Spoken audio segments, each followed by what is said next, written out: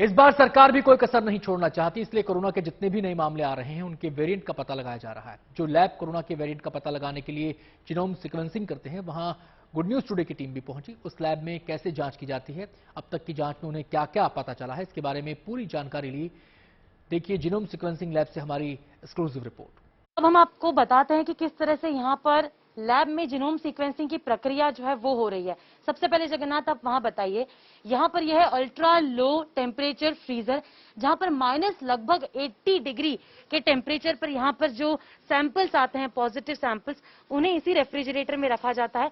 यहाँ पर इस रेफ्रिजरेटर में इन्हें रखने के बाद इन्हें यहाँ पर लाया जाता है, स्टेबल फॉर्म में लाया जाता है, और स्टेबल फॉर्म में लाए जाने के बाद इन्हें यहाँ पर इस तरह से इनका हम कह सकते हैं एम्प्लीफिकेशन जो होता है तकनीकी भाषा में, वो किया जाता है। डॉक्टर सुमेश, इस वक्त क्या यदि हम ये प्रोसेस समझा पाए कि यहाँ पर इस वक्त क्या चल रहा है? मैम, इस वक्त क्या है कि आपने आरएनए सैंपल्स माइनस 79 डिग्री से निकाला है और आपने उसको रूम टेम्परेचर पे एक स्टेबल फॉर्म में कन्वर्ट करने के लिए आप सीडीएनए में उसे कन्वर्ट कर रहे हैं। तो सीडीएनए में कन्वर्ट करने के लिए एक सैंपल प्रिपरेशन होता है, जिसमें आपको एक डिफरेंट टाइप के एंजाइम डालने होते हैं जो उस अनस्टेबल कंपोनेंट को स्टेबल कंपोनेंट में चेंज करने में हेल्प करते हैं। और वंस आप वो सारे रिएजेंट्स में डाल देते हैं, उसके बाद उसको हम वापस से थर्मल साइक्लर में ऐड करते हैं, जो 5 से 10 थर्मल साइक्लर है ये वाला, जो 5 से 10 मिनट के अंदर उस अनस्टेबल आरएनए को एक स्टेबल कॉम्प्लीमेंट्री डीएनए में कन्वर्ट कर देता है।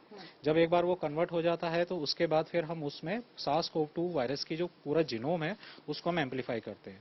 तो डिपेंडिंग अपॉन द नंबर, उस हिसाब से नंबर ऑफ सैंपल्स की लाइब्रेरी एम्पलीफाई की होती है और उन सारे सैंपल्स को हम पूल कर देते हैं। और पूल करने में हम हर सैंपल्स को एक अलग अलग डिफरेंशिएटर के साथ टैग कर देते हैं, जिसको हम बारकोड्स कहते हैं। तो हर एक इंडिविजुअल सैंपल्स का एक यूनिक बारकोड हो जाता है।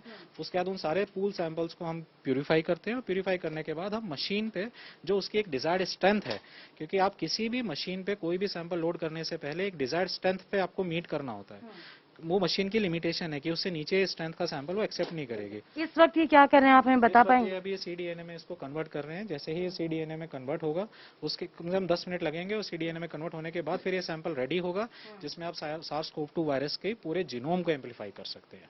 यहाँ पर आपने कहा कि एम्प्लीफिकेशन होगा, 10 मिनट का वक्त लगेगा, उसके बाद यहाँ पर भी कुछ अपैरेटस हमें नजर आ रहा है। इसके बाद सर क्या होता है? इसके बाद एम्प्लीफिकेशन के बाद एक पूरा प्रोसेस होता है, जिसमें आप उसको क्लीन करते हो, आप उसको मिक्स करते हो, आप उसको सेंट्रीफ्यूज करते हो, ताकि बॉटम में आपके पास रिएजेंट्स आए, उनको पैलेट को आप सस्पेंशन को आप स्पूल आउट करते हो।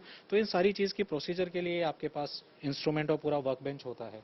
ये यहाँ पर क्या होता है? यहाँ पे हुई सेंट्रीफ्यूज, मैंने कहा that's a part of the sample processing, क्योंकि ये एक नहीं है कि आपने एक रिएजेंट डाला और आपका एम्पलीफाई हो गया। It just a part and parcel कि आप एम्पलीफाई कर रहे हो, फिर उसको क्लीन कर रहे हो, फिर उसको सेंट्रीफ्यूज कर रहे हो, फिर उसके बाद आप उसमें से सुपरनेटेंट को डिस्कार्ड करते हो और उसके बाद जो पैलेट होता है उसको आप फिर फर्दर डिसॉल्व करते हो। तो जैसे कंप्लीट पार्ट एम्प्लीफिकेशन होता है, फिल्ट्रेशन होता है, सेंट्रीफिकेशन होता है, और वो सब इन्हीं सब मशीन जो हमें नजर आ रही है और जो तकनीक अभी इस वक्त भी चल रही है उसके बाद होता है। वो फिर आप मूव करते हैं नेक्स्ट इंस्ट्रूमेंट पे, जहाँ पे आप सैंपल को लोड करते हो और जो आपको पूरा SARS-CoV-2 जीनोम सीक्वेंस करके देता है।